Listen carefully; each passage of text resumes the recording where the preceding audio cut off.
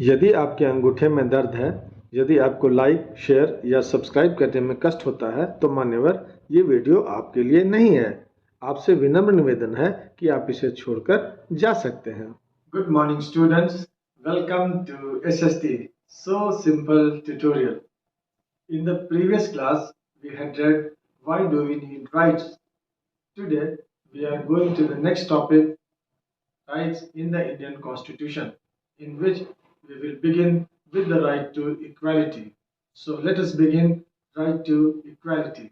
हमारे कॉन्स्टिट्यूशन के प्रियम्बल में सिटीजन्स को जिन इक्वालिटी, लिबर्टी और जस्टिस दिलाने की बात की गई है, फंडामेंटल राइट्स उन्हीं बातों को व्यवहारिक रूप देते हैं। Fundamental rights put this promise into effect. इनको फंडामेंटल राइट्स क्यों कहा जाता है?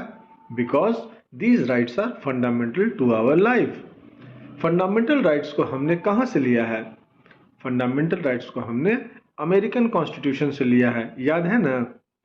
फंडामेंटल राइट्स बच्चों हमारे कॉन्स्टिट्यूशन के पार्ट 3 में दिए गए हैं, इसको याद रखना है। हमारे कॉन्स्टिट्यूशन ने हमें 6 फंडामेंटल राइट्स दिए हैं, जिसमें राइट टू इक्वलिटी सबसे पहले दिया गया है। इस राइट को प्रिएम्बल में भी लिख दिया गया है। Equality of status and opportunity, याद आ रहा है ना?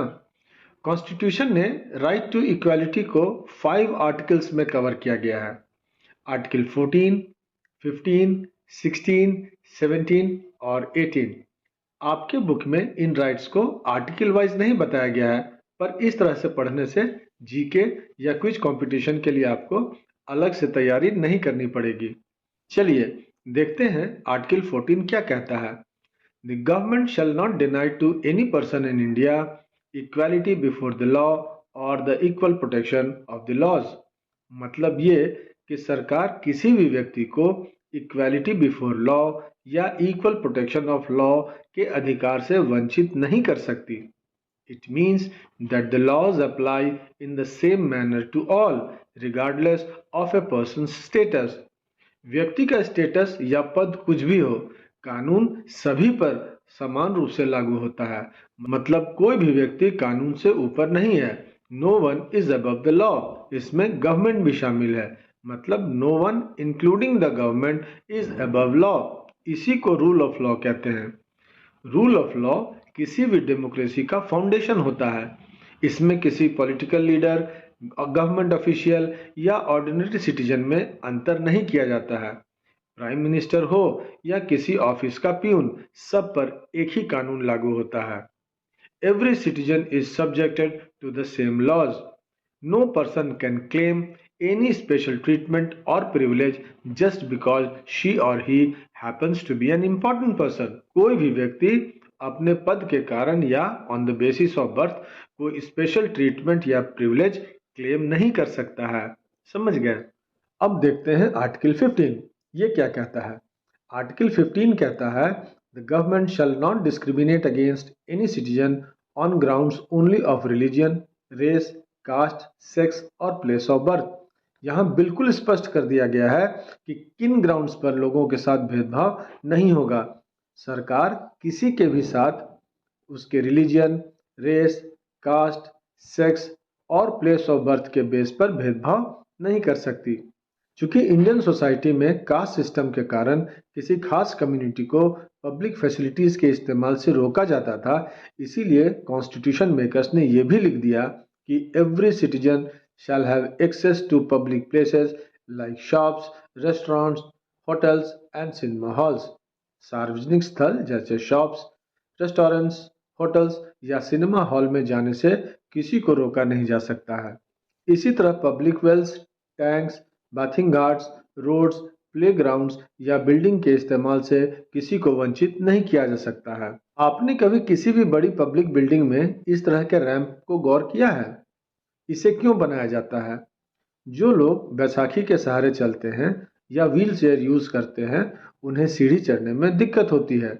इसी बात को ध्यान में रखकर खास तौर से फिजिकली हैंडिकैप्ड लोगों के लिए उनके आने जाने के लिए ये रैंप बनाया जाता है।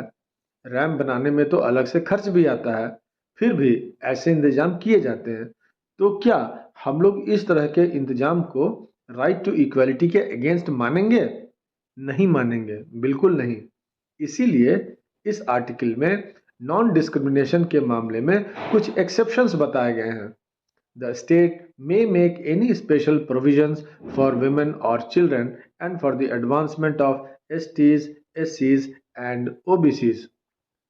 अब देखते हैं आर्टिकल 16 को। Article 16 equality of opportunity in the matters of public appointment की बात करता है। All citizens have equality of opportunity in matters relating to employment or appointment to any position in the government. सरकार में किसी पद पर नियुक्ति या रोजगार के मामले में सभी नागरिकों के लिए इक्वालिटी ऑफ अपॉर्चुनिटी होगा। किसी को भी उन्हीं ग्राउंड्स पर जो अभी अभी हम लोगों ने पढ़ा था ना, religion, race, caste, sex, place of birth आदि के आधार पर इन एलिजिबल नहीं डिक्लेयर किया जा सकता या इन ग्राउंड्स पर उनको डिस्क्रिमिनेट नहीं किया जा सकता। इसे देखिए, ये 400 मीटर रेस का ट्रैक है। इनके स्टार्टिंग पॉइंट्स को देखिए।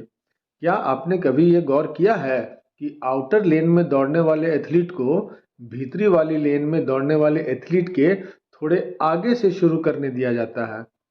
ऐसा क्यों किया जाता है? ऐसा इसलिए किया जाता है क्योंकि यदि सभी एथलीट एक ही पॉइंट से शुरुआत करेंगे, जैसे यहाँ पर देखिए लॉन्ग ग्रीन लाइन से, तो जाहिर है सबसे आउटर वाले ट्रैक के एथलीट को अधिक दौड़ना होगा। ये तो आउटर ट्रैक वाले के लिए फेयर रेस नहीं हुआ। रेड लाइन की लंबाई पर भी ध्यान दीजिए। इसीलिए एथलीट्स को इस तरह से पोजीशन किया जाता है कि आउटर ट्रैक वाला इनर ट्रैक वाले से कुछ दूरी आगे हो, ताकि आउटर ट्रैक वाला जो एक्स्ट्रा डिस्टेंस दौड़ता वो कॉम्पनसेट हो जाए। अब इसी बात को आप नौकरी के मामले में लागू कीजिए। माय डियर स्टूडेंट्स, कई बार इक्वालिटी ऑफ अपॉर्चुनिटी इंश्योर करने के लिए कुछ लोगों को विशेष अवसर देना जरूरी होता है। इसीलिए इस आर्टिकल में यह भी कहा गया है कि स्टेट अपने वैसे बैकवर्ड क्लास ऑफ सिटीजन के लिए जिनका जॉब में एडिक्वेट रिप्रेजेंटेशन नहीं है, अपॉइंटमेंट में रिजर्वेशन के लिए स्पेशल प्रोविजन कर सकती है। इसी वजह से हमारे यहाँ एसटीज, एससीज और ओबीसीज को जॉब में रिजर्वेशन मिला हुआ है। अब तो रिजर्वेशन पाने वालों में ईडब्ल्यूएस इकोनॉमिकली वीकर सेक्शन भी जुड़ गया है। तो क्या these reservations are again against the right to equality? No, they are not। तो इस तरह ये हुए आर्टिकल 16 के general rule of equality of opportunity के एक्सेप्शंस। कॉन्स्टिट्यूशन इस तरह स्पष्ट करता है कि reservations of this kind are not a violation of the right of equality. आपको पूछा जा सकता है what are the exceptions to the right of equality, तो आप ये कहेंगे the state can make any special provisions for women and children, और दूसरा the state may reserve some post for the members of backward classes. ठीक है, अब देखते हैं आर्टिकल 17 में क्या है। आर्टिकल 17 में है एबॉलिशन ऑफ अनटचेबिलिटी।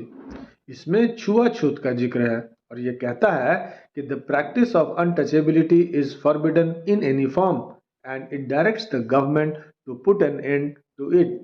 छुआछूत को कानूनी रूप से गलत करार दिया गया है और गवर्नमेंट को यह डायरेक्शन है कि वे इसे समाप्त करें। यहाँ छुआछूत का मतलब कुछ खास जाति के लोगों के शरीर को छूने से बचना भर नहीं है।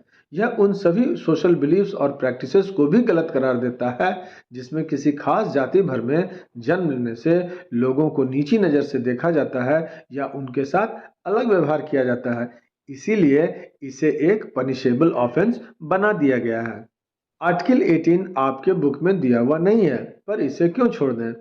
Article 18 talks about the abolition of titles. It says no title shall be conferred by the state, अर्थात यह स्टेट को किसी भी उपाधि प्रदान करने से रोकता है। No citizen of India shall accept any title from any foreign state.